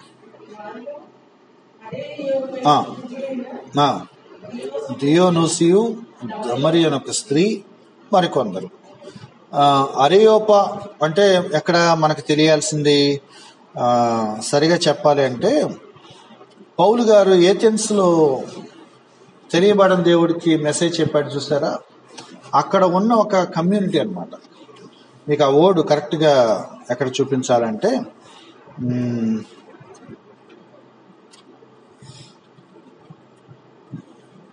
22వ వచనం. పౌలు అరయోపగు మధ్య నిలిచి అదొక కమ్యూనిటీ హాల్, ఒక ఆడిటోరియం లాంటిది. సమాజ మందిరంలోనికి వచ్చిన వాళ్ళందరూ రకరకాల ఫిలాసఫీస్ డిస్కస్ చేసుకోవటానికి అదొక డిబేట్ సెంటర్ లాగా వాడేవాడు. ఇంగ్లీష్ లో మార్స్ హిల్ అని.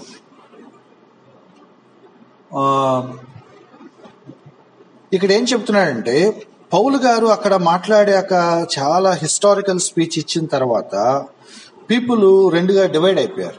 ఆయన నమ్మిన వాళ్ళు కొంతమంది ఉన్నారు, ఆయన తిట్టుకున్న వాళ్ళు కొంతమంది ఉన్నారు. అయితే వాళ్ళలో ఇంపార్టెంట్ వ్యక్తి అరేయోపయ సభకి సంబంధించిన ఒక ఫిలాసఫర్ ఎవరో ఒకడు ఉన్నాడు, దియోనుసి. అతని గురించి పెద్దగా మనకు తెలియదు. అంటే ఆ మార్సిల్ కాంగ్రిగేషన్ లోనే ఫిలాసఫర్స్ లోనే ఒకడు ఆ రోజు పట్టుబడ్డాడు. అంటే ఆ డిబేట్ ఆ రోజుతో అవ్వదన్నమాట. పౌలు వచ్చేసినా కూడా ఇంకోటి ఎవడో నిలబడి వాడి విశ్వాసాన్ని నిలబెట్టుకున్నాడు, వాళ్ళతో మాట్లాడుతూ కొట్టుకుంటా ఉంటాడు. ఇక్కడ ప్లస్ ఒక స్త్రీ ఉంది. అందుకనే 32లో ఉందన్నమాట. మిక్స్డ్ రెస్పాన్సెస్ ఉన్నాయి. అయితే పౌలు అక్కడి నుంచి వెళ్ళిపోయాడు. తర్వాత సింపుల్ గా చెప్పాలంటే అతను ఒక ఫిలాసఫర్. చాలా మంది విని వెళ్ళిపోయారు, ఆ రోజు మాత్రం ఒక ఫిలాసఫర్ దేవుడు నమ్ముకున్నాడు, తత్వజ్ఞాని.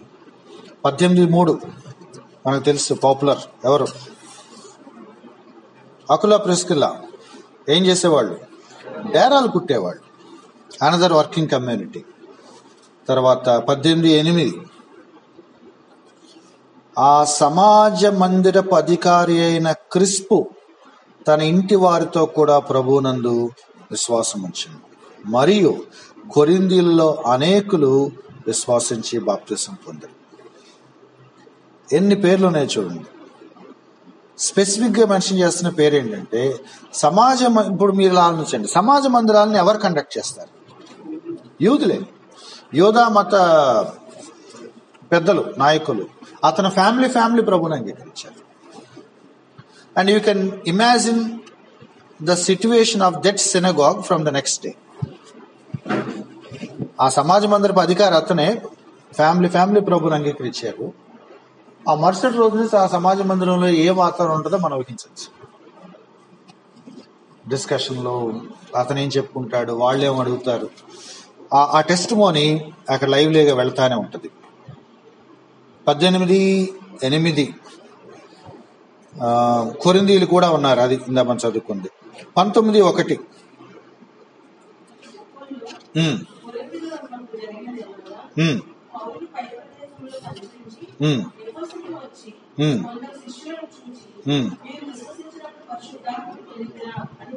ఇందా మనం మాట్లాడుకుంది.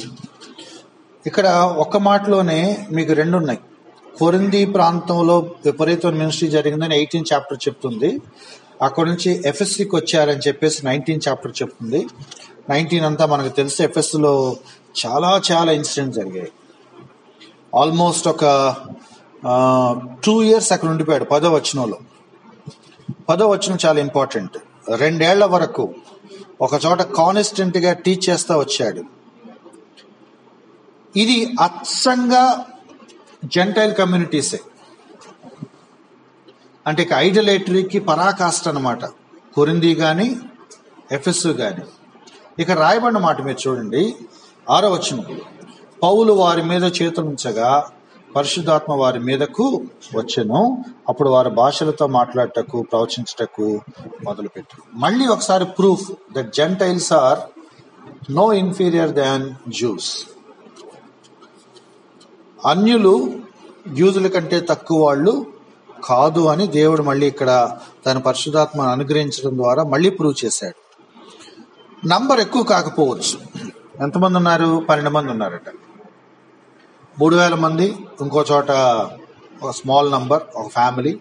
ఇక్కడ ఇంకో 12 మంది. అంటే అన్ని చోట్ల ఒకటే ఇన్సిడెంట్ సిమిలర్ గా జరుగుతుంది. ఎందుకు అంటే వీళ్ళందరూ దేవుడి దృష్టికి ఒకటే అని చెప్పడానికి. అక్కడ మనకి ఆ 2 చాప్టర్స్ లో మనకు కనపడేది ఏంటంటే 2 years అక్కడ ఉన్నాడు. 10వ వచనం వెరీ ఇంపార్టెంట్. యూదులేమి గ్రీస్ దేశస్థులేమి ఆసియాలో కాపురం ఉన్న వారందరూ ప్రభు వాక్యం ఉంది. 2 సంవత్సరాలు కాన్స్టెంట్ గా ఒక స్కూల్ లాగా రన్ చేసుకుంటూ వెళ్ళిపోతే అసలు ఆ రీచ్ చూడండి. యూదులందరూ కవర్ అయిపోయారు, గ్రీస్ దేశస్తులందరూ కవర్ అయిపోయారు, ఆసియా కూడా ఆల్మోస్ట్ కవర్ అయిపోయారు. పెద్ద టాక్ అన్నమాట. పలానా చోట తురన్నో అనే ఒక ప్లేస్ లో ఒక ఆయన టీచ్ చేస్తున్నాడు, అక్కడికి వెళ్ళి మనం వినాలి. అదొక పెద్ద టాక్. అది ఎక్కడెక్కడి నుంచో వచ్చి వినేవాళ్ళు. 2 సంవత్సరాలు నిలకడగా ఉన్నారు. ఆ కింద మనకు తెలుసు విపరీతమైన ఇన్సిడెంట్ ఏంటంటే 19వ వచనం. మాంత్రిక విద్య అభ్యసించిన వారు అనేకులు తమ పుస్తకములు తెచ్చి వారి ఎదుట కాల్చివేశారు. ఆ ఊర్లో జరిగిన పెద్ద ఇన్సిడెంట్ ఏంటంటే, ఆ ఊరు అంటే ఊరు మంత్ర విద్య నేర్చుకుంటారు. మరి మీకు ఐడియా ఉందో లేదో తెలియదు. ఇప్పుడు ఈ మధ్యలో నేను చూడలేదు కానీ న్యూస్‌ఫీడ్లో ఒక ఏరియా ఉంది. ఆ ఏరియాలో ప్రతి ఇంటి మీద ఒక బోర్డు ఉంటుంది. కేరళ భూత వైద్యం, దయ్యాలు వదిలింపబడును. మేబీ ఇప్పుడు కూడా ఉంటాయి నాకు తెలిసి. ఒక స్ట్రీట్ అవే. వాళ్ళందరూ ఆ క్షుద్ర శక్తుల మీదే బ్రతుకుతారు. వాళ్ళ కుల వ్యాపారం అనమాట. అవే నేర్చుకుంటారు, అవే చేస్తూ ఉంటారు. వాళ్ళ పిల్లలు వేరే చదువుకోరు. ఇక 10th క్లాస్ రాగానే మెల్లగా వాడు నిమ్మకాయలు పట్టుకొని మళ్ళీ వాళ్ళ నాన్నలాగా చిన్న పనులు చేయడం స్టార్ట్ చేసేస్తారు. ఒక ఊరు దీనికి ఫేమస్. ఆ ఊరిలో ఉన్న వాళ్ళందరూ అంట మరి ఎటువంటి రివైవల్ వచ్చిందో అవి మళ్ళీ ఉంటే నెక్స్ట్ జనరేషన్ పిల్లలు మళ్ళీ చదువుకొని ఇంకో మంత్రగాళ్ళు తయారవుతారని, ఆ ఉండటానికి కూడా వీల్లేదు అనుకొని కాల్చేశారు. వాటికి సంబంధించిన ఇన్ఫర్మేషన్ గుర్తుగా పెట్టుకుని ఒకప్పుడు ఈ బుక్స్ వాడేవాడు అని కూడా అట్లా కూడా వాళ్ళు పెట్టుకోదలుచుకోలేదు. ఎందుకంటే సరదాగా చూద్దాని ఎవడని చదివి మళ్ళీ దాని ఇంపాక్ట్ అవుతాడేమో. అసలు అది ఉండటానికి వీల్లేదు. ఎక్సార్సిజం కు సంబంధించిన ఏ ఆనవాళ్లు మొత్తం కాల్చిపడేశారట. మనం భూత వైద్యులు, తాయెత్తలు కట్టేవాళ్ళు, లేకపోతే దయ్యాలు వెళ్ళగొట్టేలు మన ఏరియాస్లో చూస్తాం. వీడెవడో ప్రభుని అంగీకరించడానికి మనం చూడం. వాడు అసలు ఆ స్టోరీ కూడా చెప్పడు. ఒకప్పుడు నేను ఇట్లా చేశాను, ఇప్పుడు మానేశాను, అవన్నీ వదిలేశాను. ఇక్కడ ఏంటంటే కాల్చేయటమే కాదు, ఏ స్థాయిలో కాల్చారంటే ఇక అక్కడ అవైలబుల్ ఉన్న లిటరేచర్ మొత్తాన్ని ధ్వంసం చేశారట. దానికి వాళ్ళు వెలగడితే ఎంత డబ్బు లెక్కేశారట వాళ్ళు. అప్పట్లో మరి ఎంత అమౌంట్ అది. అక్కడ నుంచి అది మెల్లగా 22 ఆ రిజల్ట్కి ఆయన ఏం చేశారంటే ఆసియాలో కొంతకాలము నిలిచి ఉన్నాడు. 21లో మాసిడోనియా, అకయ, అక్కడి నుంచి ఎరుషలేము తర్వాత రోమా చూడాలనుకున్నాడు. రోమా తర్వాత మాసిడోనియా నుంచి ఆసియా. ఇవన్నీ అతని రూట్ మ్యాప్స్ అన్నమాట. 19 చదివేశాము. 31 ఆసియా అంతా వ్యాప్తి చెందారు కదా. దానికి ఒక ఎగ్జాంపుల్ మచ్చుతునక ఏంటది, ఆసియా దేశాధికారులలో కొందరు అతనికి స్నేహితులు. ఎవరికి? పౌలు ఫ్రెండ్కి, పౌలుకే. వాళ్ళు ఏం చేశారంటే పాపం ఇతన్ని ప్రొటెక్ట్ చేయటానికి డిసైడ్ అయిపోయారు. ఎక్కడ దాకా వెళ్ళిపోయింది ఆ న్యూస్ అంటే, ఇక గవర్నమెంట్ ఇంటర్ఫియర్ అయ్యి ఈ గొడవ సెటిల్ చేయాలి అన్నట్లాగా వెళ్ళిపోయింది. అర్తమీ దేవతకు సంబంధించిన పెద్ద బిజినెస్ పడిపోయిందట. ఒక వచనం ఉంది, నేను ఫస్ట్ టైం చదివినప్పుడు నాకు భయం వేసింది. ఏంటి అంటే 25వ వచనం, అయ్యలారా ఈ పని వలన మనకు జీవనం బాగా జరుగుతున్నది, కానీ వీళ్ళు వచ్చి సువార్త చెప్పి విగ్రహారాధన వద్దు, అవి బొమ్మలే, వాటిలో ఏం లేదు, ట్రూ గాడ్, లివింగ్ గాడ్ గురించి మేము చెప్తున్నాం. ఎప్పుడైతే వాళ్ళు చెప్పడం స్టార్ట్ చేశారో వాళ్ళు అంటున్నారు, ఈ టెస్టిమోనీ లోకా రాయటం కాదు, ప్రజలు చెప్తున్నదే రికార్డ్ చేశాడు. ఎఫెస్సులో మాత్రమే కాదు, 26 వచ్చింది, దాదాపు ఆసియా ఎందంతటా బహు జనమును ఒప్పించి త్రిప్పి ఉన్న సంగతి మీకు తెలుసు. 27 మరియు ఈ మన వృత్తి యందు లక్ష్యము తప్పిపోవటే గాక, మనం అసలు ఎందుకు బొమ్మలు తయారు చేస్తున్నా అర్థం కావట్లేదంటే వాళ్ళకి. ఇదివరకు బిజినెస్ సరే కనీసం రోజుకు 1000 అమ్మాలరా టార్క్ ఉండేది.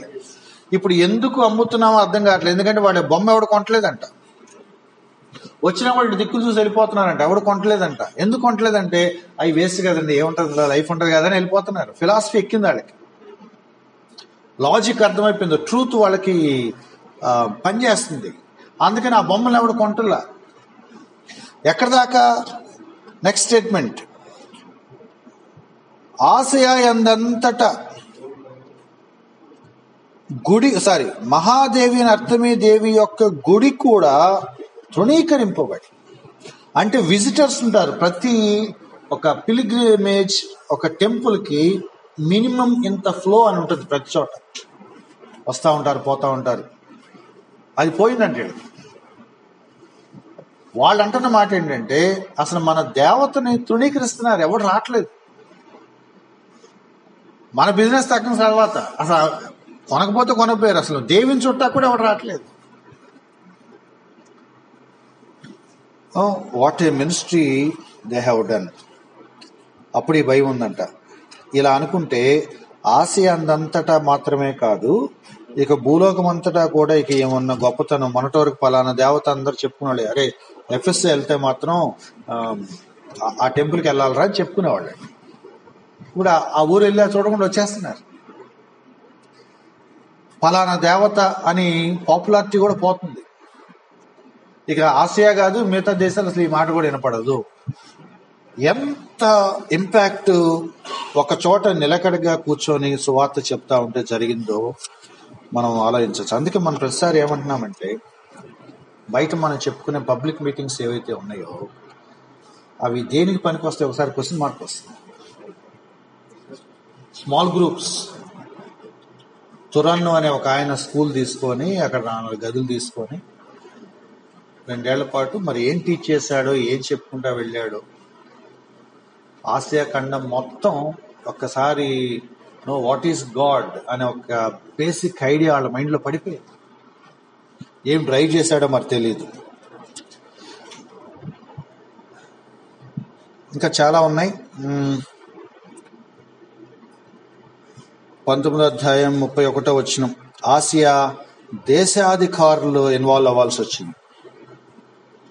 ఈయన మీదకి ఎంతటి వ్యతిరేకత వచ్చిందంటే హయ్యర్ అథారిటీస్ వచ్చి ఇంటర్ఫియర్ అయ్యి ఆ వ్యవహారం సెటిల్ చేసి పౌలు గారిని పక్కన పెట్టాల్సి వచ్చింది అనమాట. సో వాళ్ళు పౌలు గారి మిత్రులు కాబట్టి వాళ్ళు కూడా సువార్తను వినే ఉంటారు అని ఒక నమ్మకం. ఇంకా తర్వాత చాలా ఉన్నాయి. మళ్ళీ ఒకసారి 20వ అధ్యాయం 4వ వచనంలో మళ్ళీ కొన్ని చూపిస్తున్నాడు. బెరయా పట్టణస్థుడు, తెస్సలోనికా వాడు, తర్వాత దెర్బే పట్టణస్థుడు, తర్వాత ఆసియా దేశస్థులు, ఎట్సెట్రా ఎట్సెట్రా. ఫుట్ నోట్ ఉంటే ఏముందంటే త్రోఫిమును అతనితో కూడా వచ్చింది. ఫుట్ నోట్లో ఏముందంటే ఆసియా వరకు వచ్చారు. 6వ వచనంలో ఫిలిప్పి ప్రాంతం ఉంది. ఇవి చాలా చాలా లెక్కలు ఉన్నాయి. సరిగా చెప్పాలంటే ఓడలో వీళ్ళకి ఎక్స్పీరియన్స్లు కొన్ని ఉన్నాయి. నేవీ లేకపోతే షిప్లో ఉండే డిఫరెంట్ పీపుల్ని వాళ్ళు రీచ్ అయ్యారు, షిప్ క్యాప్టెన్స్ని. చాలా చాలా జరిగాయి. 13వ వచనం ఓడలో వాళ్ళ ఎక్స్పీరియన్స్లు ఉన్నాయి. 16వ వచనం అంటున్నాడు, సాధ్యమైతే పెంతెకొస్తు దినమని యెరూషలేములో ఉండాలని పౌలు గారి కోరికట. ఎక్కడెక్కడెక్కడో తిరిగాడు. మళ్ళీ పెంతెకొస్తు నాటికి యెరూషలేం చేరుకోవాలి. ఎందుకు క్రౌడ్, ఎంత క్రౌడ్ వస్తారంటే మళ్ళీ పెంతెకొస్తు దినాన మళ్ళీ ప్రపంచవ్యాప్తంగా బోలంత మంది వస్తారు. ఎన్ని రోజులు ఉంటారో తెలియదు. 50 days ప్రోగ్రామ్ అది. 50వ రోజు గ్రాండ్ ఈవెంట్ అనమాట.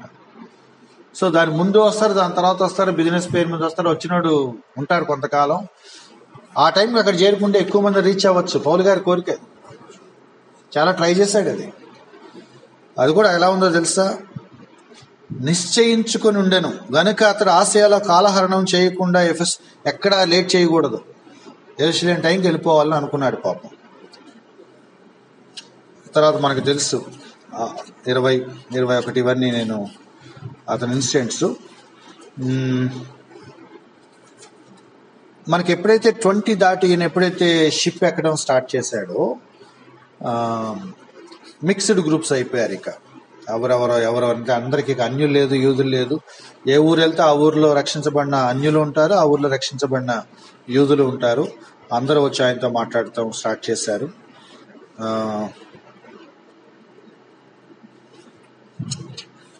చివరికి వచ్చేస్తున్నాను. 23 దగ్గర నుంచి ఈయన అధికారుల ముందు నిలబడి తన సంజాయిషీలు, తన కేసు వివరణ ఇచ్చుకోవటం స్టార్ట్ చేశాడు. మనందరికీ తెలుసు ఎవరికి సువార్త చెప్పుకుంటాడు. నన్ను కూడా మాత్రం అసలు కంగారు పడిపోయాడు అంటాడు. ఏంటి అంత సింపుల్గా చెప్పేసి వింటారు అన్నాడు అనమాట. ఫేస్తు, ఫెలిక్స్, ఇంకా ఎట్సెట్రా ఎట్సెట్రా కొంతమంది నాయకులు. 24వ అధ్యాయంలో ఉంది అది. తర్వాత 25లో ఫేస్తు, 24లో ఫెలిక్స్, 26లో అగ్రిప్ప. తర్వాత 24 చూస్తారా, 24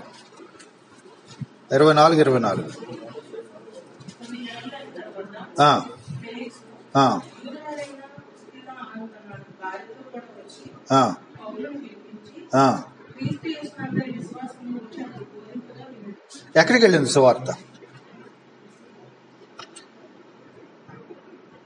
ఫెలిక్స్ ఇంట్లోకి వెళ్ళిపోయింది.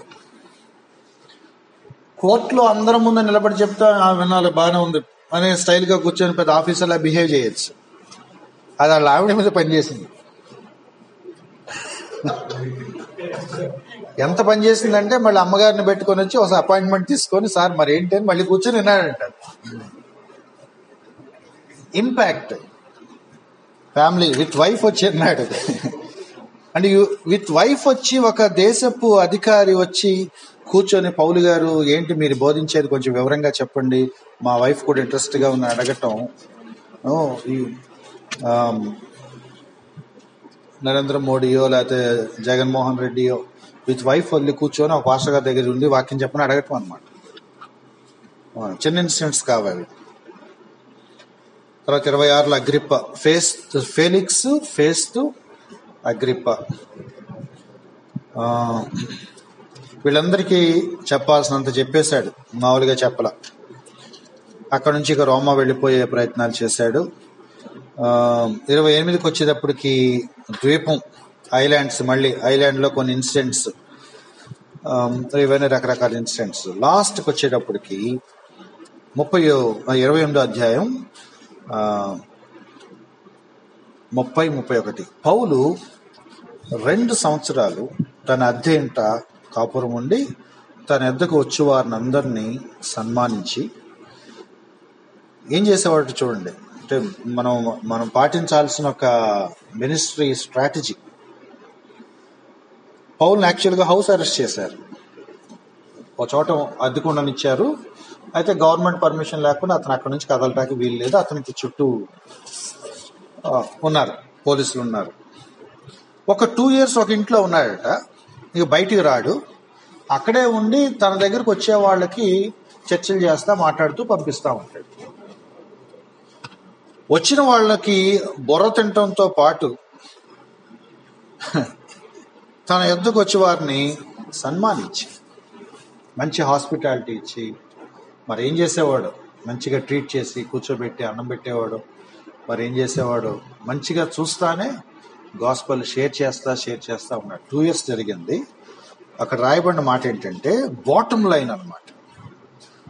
28 అధ్యాయాలన్నిటికీ ముగింపు లాస్ట్ లైన్ అంటే తెలుసా, ఏ ఆటంకము లేకుండా పూర్ణ ధైర్యంతో దేవుని రాజ్యం గురించి ప్రకటిస్తూ ప్రభు అయిన యేసుక్రీస్తుని గురించి సంగతులు బోధించుచు ఉంది. That's how the book ends. ఆ తర్వాత ఇంకెన్ని జరిగినా మనకు తెలియదు. ఒక ఆయన ఏమన్నాడంటే ఈ బుక్ని ఇలాగే ఎండ్ చేయాలి, ఎందుకంటే పరిశుద్ధాత్మ కార్యాలు ఇంకా ఫినిష్ అవ్వలేదు కాబట్టి దానికి ముక్తాయింపు, ఇక ఆ సెంటెన్స్ రాకూడదు. Going on. అప్పటికి పౌలు ఇలా చేస్తా ఉన్నాడు. ఆ తర్వాత ఇంకెన్ని జరిగినాయో ఎవరు టేక్ ఓవర్ చేశారో మనకు తెలియదు. బట్ మనం ఏం మాట్లాడుకుంటూ వచ్చామంటే ఎవరెవరిని గాస్పుల్ రీచ్ అయ్యింది. మన ఊహించని కమ్యూనిటీస్, ఊహించని ప్లేసెస్ మనం గనక ఒక ఆర్డర్లో పెట్టగలిగితే యూదుల దగ్గర నుంచి అన్ని జనుల వరకు, అడుక్కునే వాళ్ళు, వికలాంగులు, గారడీ వాళ్ళు మొదలుకొని వ్యాపారాలు చేసుకునే చిన్న చిన్న కుట్టు పని వాళ్ళు, పొడులు అమ్ముకునే అమ్మకందారులు మొదలుకొని హై ప్రొఫైల్ ఫ్యామిలీస్, రిలీజియస్ లోనేమో యోధా మత ప్రవిష్టులు, యాజకులు లాంటి వాళ్ళు, అంజుల్లోనేమో చతుర్థాధిపతులు, అధిపతుల భార్యలు, ఘనత వహించిన స్త్రీలు, ఎట్సెట్రా ఎట్సెట్రా. నాకు చాలాసార్లు ఏమనిపించేదంటే అపోస్తల కార్యాలు చదువుతున్నప్పుడు హై ప్రొఫైల్ ఫ్యామిలీస్లోకి సువార్త ఎవరు తీసుకెళ్తారు? చిరంజీవి ఫ్యామిలీ ఉంది అనుకోండి, ఏమంటున్నాం, మీడియా మెగా ఫ్యామిలీ అంటారు. మెగా ఫ్యామిలీకి సువార్త వెళ్తుందా వెళ్ళదా? వెళ్తుంది. ఎలా వెళ్తుందో తెలియదు, వెళ్తుంది. ఈ పాటి వినుంటారా? డెఫినెట్గా వినే ఉంటారు. వాళ్ళ బంధువుల్లోనో వాళ్ళతో ఎక్కడో సంబడి ఉంటుంది. నేను ఆర్డినరీ మ్యాన్ని, ఆ ఫ్యామిలీలోకి నాకు ఎంట్రీ ఉండకపోవచ్చు, కానీ ఊహించిన విధంగా దేవుడు ఎవరినో అక్కడ లోపల తీసుకెళ్తాడు. మనం చాలాసార్లు ఏమనుకుంటామంటే కొన్ని స్టేటస్లు ఉన్న ఫ్యామిలీస్ చూస్తే వీళ్ళకి ఎవరు వెళ్తారు అనుకుంటాం. దేవుడు ఎట్లా తీసుకెళ్తాడో తెలియదు. వాళ్ళ గాస్పెల్ వెళ్తుంది. హెలెనీ కమ్యూనిటీస్లో హై ప్రొఫైల్ ఉమెన్ దగ్గరికి ఎట్లా వెళ్తుంది గాస్పెల్? ఎవరు తీసుకెళ్తారు? ఆసియా దేశాధికారుల దగ్గరికి ఎవరు రీచ్ అయితే సువార్త అందుద్ది? ఎంత అందకపోతే వాళ్ళు వచ్చి పౌలు గారి కోసం ఒక సెటిల్మెంట్లో ఇన్వాల్వ్ అవ్వాల్సి వస్తుంది. మనం ఎక్స్పెక్ట్ చేయని దారుల్లో దేవుడు వాళ్ళ దగ్గరికి గాస్పెల్ తీసుకెళ్ళిపోతాడు. నాతో పాటు ఒక బ్రాహ్మణ్ లెక్చరర్ ఒక ఆయన పనిచేశాడు చైతన్యాలు. నేను కాలేజ్తో పాటు మధ్య మధ్యలో ఖాళీ ఉన్నప్పుడల్లా ఏదో మీటింగ్కి వెళ్ళిపోతున్నాను ఆయన తెలుసు. ఏంటి సార్ ఒక్కరోజు కూడా సాయంత్రం వస్తే ఇంటికాడ ఉంటారు అంటే, కాలేజే మిగతా పనులు ఉన్నాయి సార్. ఒక 2-3 years తర్వాత 2-3 years బయటపడలేదు ఆయన. అసలు మీరంతా గోల, మేము సనాతన బ్రాహ్మణులం, అదే ఆయన యాటిట్యూడ్ అనమాట. ఒక 3 years తర్వాత రోడ్డు మీద ఒకసారి టీ దాటాకి వెళ్తా ఉంటే మా స్టాఫ్ ఎవరు లేనప్పుడు అప్పుడు బయటపడ్డాడు. సురేష్ గారు, మరి మీరు చింతూరు ట్రైబ్స్ దగ్గరికి వెళ్తామని అంటున్నారు కదా, అక్కడికి వెళ్ళి ఏం చేస్తారు అన్నాడు. అంటే ట్రైబ్స్ ఉంటారు సార్, వాళ్ళకి కొంచెం ఏవో వాక్యం చెప్తాము, కాస్త మంచి చెడు నేర్పిస్తాము, సువార్త అనలేదు, కొంచెం వాళ్ళ వాక్యం బోధిస్తాం, ఇంకేం చేస్తారు అన్నాడు. అంటే వాళ్ళకైనా బట్టలు ఇస్తాము, మనీ హెల్ప్ చేస్తాము, కొంచెం వాళ్ళని ఎక్విప్ చేస్తాము, హెల్ప్ చేస్తాము, చారిటీ ప్లస్ వాక్యం చెప్తాము. అప్పుడు మెల్లగా బయటపడ్డాడు. భద్రాచలంలో మా మామయ్య ఒక ఆయన ఉన్నాడు అని మొదలెట్టాడు. ఎవరు అంటే సొంత మేనమామ అంట, వాళ్ళ మదర్కి సొంత తమ్ముడు. వాళ్ళ క్లాన్ బట్టి వాళ్ళది వైదిక గోత్రం ఏదో, పూజారుల ఇది. అతను పూజారు అవ్వాల్సినోడు. ఏదో మిరాక్యులస్గా ఏదో జరిగింది, హెల్త్ ఇష్యూ వచ్చిందో, యాక్సిడెంట్ వచ్చిందో, చాలా ట్రీట్మెంట్స్ ట్రై చేస్తారు, ఏం అవ్వలేదు.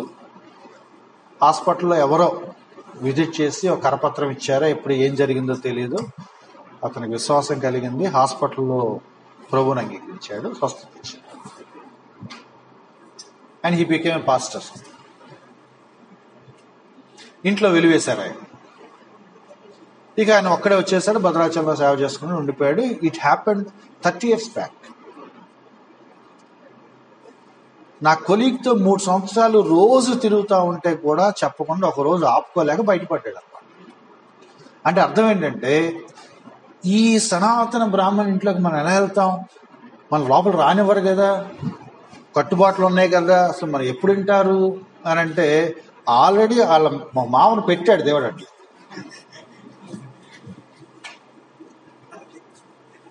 అంటే నేను ఎందుకు ఇది ఎంత చెప్తానంటే, కొన్ని ప్లేసెస్కి మనం రీచ్ అవుతామా లేదా కూడా కాదు.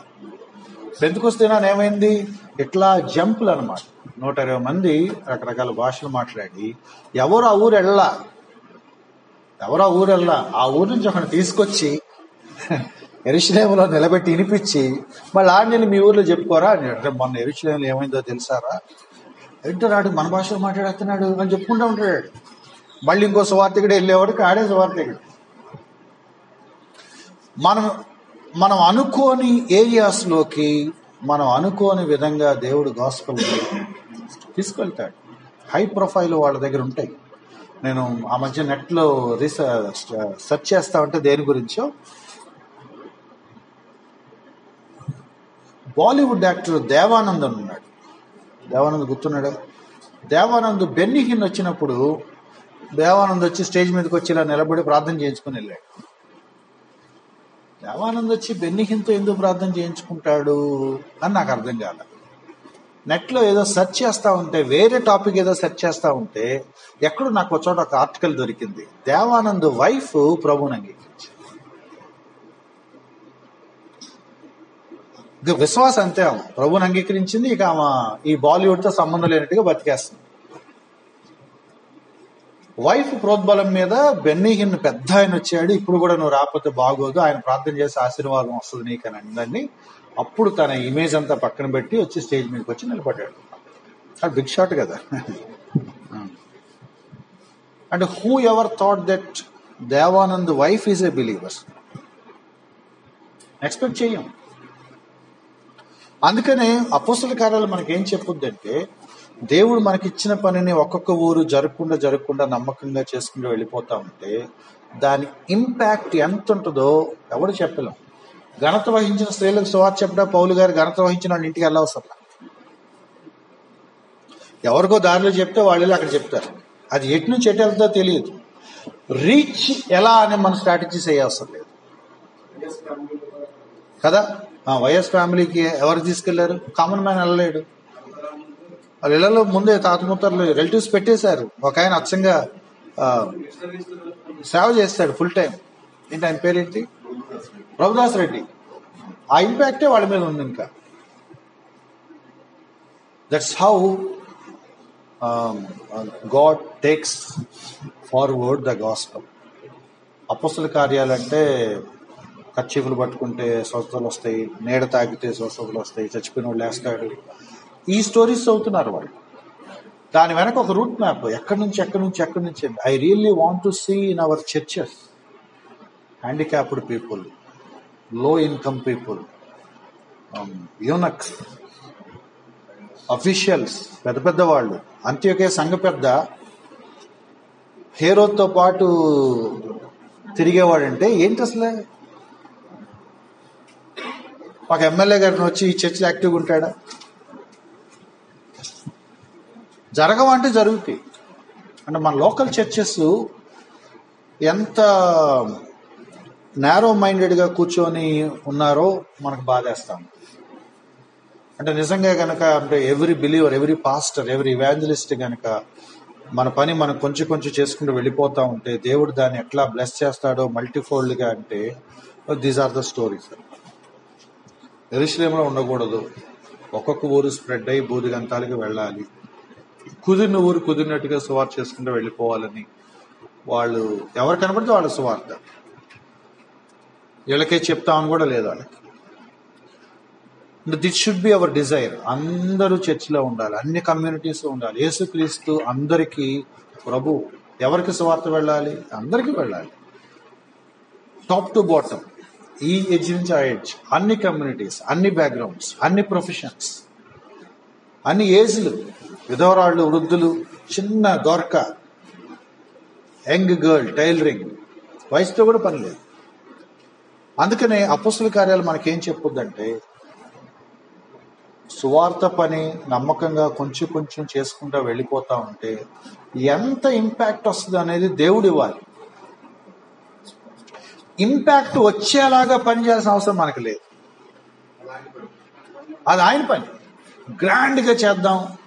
అసలు మన ఇక్కడ మీటింగ్ పెడితే ప్రసాదం పాడులో 10 మంది రావడం అంటే అసలు మన హైదరాబాద్ మారుమోగిపోవాలి. కాబట్టి మనమే పెద్ద ప్లాట్ఫామ్ క్రియేట్ చేసుకోవాలని చూస్తాం అన్నమాట. రాంగ్ అది. వీళ్ళు ఎవరెవరితో మాట్లాడారో చూస్తే రోడ్డు మీద పీపుల్తో మాట్లాడారు. వీళ్ళు ఎక్కడ ఛాన్స్ వస్తే అక్కడ మాట్లాడారు. అధికారి ముందు మాట్లాడితే అధికారి ముందు మాట్లాడారు. అవకాశం సద్వినియోగం చేసుకున్నారు. It is God who impacts the society. ఎఫెసులో జరిగినట్టు అన్ని ఊళ్ళో జరగాలని లేదు. పెంతెకోస్తులో జరిగినట్టుగా ఒక పెంతెకోస్తు ఇన్సిడెంట్ లో 3000 మంది అయితే ఇంకో చోట 12 మందే పరిశుద్ధాత్మ నింపబడి.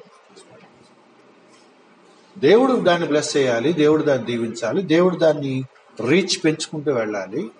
ఈ 28 అధ్యాయాలు మనం ఏం చూస్తామంటే వాళ్ళు ఎక్కడికి వెళ్ళినా సరే అదే సువార్త చెప్పుకుంటా నమ్మకం. వాళ్ళ మినిస్ట్రీ మారల.